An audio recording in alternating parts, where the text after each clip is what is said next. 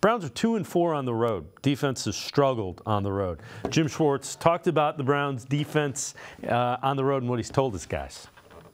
Us against the world kind of mentality. You're going into a hostile environment and embracing that.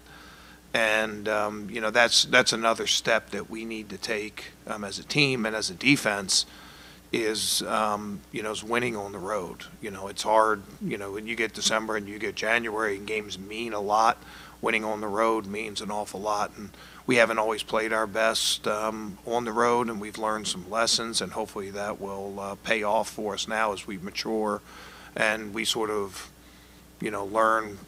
learn how to deal with it and what's at stake. We get a lot of energy from our home crowd, right? Every single one of our guys will talk about that, right? And it's, how much the dog pound and everything else sort of helps us to have the things that we value, right? The effort and the personality and the swag and the physical toughness, all those things we feed off of our crowd, but we got to manufacture it a little bit more on the road, and the best way to manufacture it is to sort of create that us against the world, going into the Lions Den kind of thing. It'll be a great environment. Houston's battling for the division lead. We're all playing important games in December, so we look forward to that challenge. So Quincy, what about it? Elite defense, is it the same as it is good as having an elite quarterback? It's the second best thing you can have is having an elite defense. If you just look at how teams have won Super Bowls, you've either had an elite quarterback or you've either had an elite defense. But no team has won it without either of those two, right? Like, no team's got it off the strength of their wide receivers.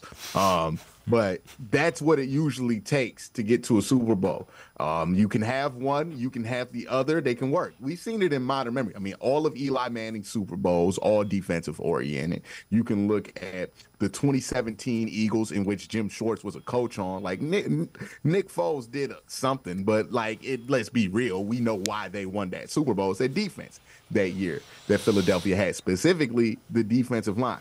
The defensive line just makes everybody's life so much easier. It makes your corner's life so much easier because now, instead of worrying about what I'm going to do at the top of this route, I ain't got to worry about that. Yeah, I got beat. It don't matter. Miles affected the throw, so they threw it out of bounds or whatever, right? It makes the margin of error on defense so much bigger. And as we saw on Sunday, it gives you a greater margin of error on offense because Joe Flacco what accounted for 2 pick sixes, whether they were his fault or not.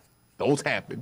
You gave up 14 points on offense, but didn't matter, right? Because the defense just didn't let the Chicago Bears score a touchdown on a dedicated drive, right? So they were able to hold the game, hold the score down that, hey, now you can come back from those mistakes that you made earlier. Instead of those mistakes getting mounted on top of, and instead of being down 10, you're down 20, you're only down 10. Okay, 2 drives can save this whole thing. All they're asking from the offense is give us 2 decent, good, long drives. Everything else can be salvaged from points, from good field position, everything else. But that's what the great defense and a great defensive line does for your team. It gives you a margin of error that is only comparable to a quarterback. All right, so the question becomes, why the drastic difference between the way the defense plays at home and the way they play on the road? I mean, it's night and day. It's like least of points allowed at home, most points allowed on the road. Is it a factor of competition, the quarterback, or? I think it has a lot to do with when you're playing these teams.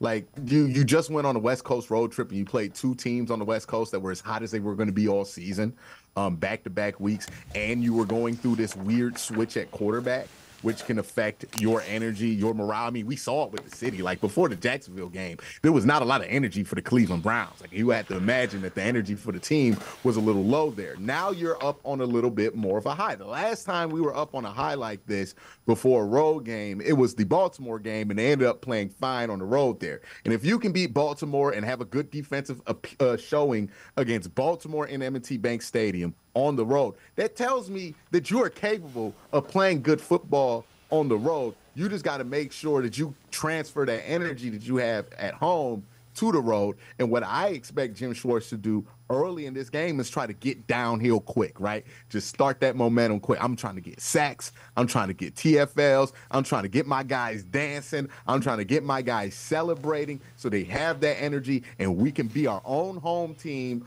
on the sidelines. That's what they have to do, is just get everybody involved, get everybody engaged. And as silly as this sounds, this is dead serious. I promise you they're spending significant time this week talking to the people who will not play in this game about how important it is that they're on the front of that sideline and giving this team juice, right? That's what you need on the road, is you need a way to generate that juice on your own. And that's what I think they're going to focus on. Obviously, any fans that will be down there, that will help. But it's more about that sideline and just recreating that energy that you have on the road, that you have at home on the road.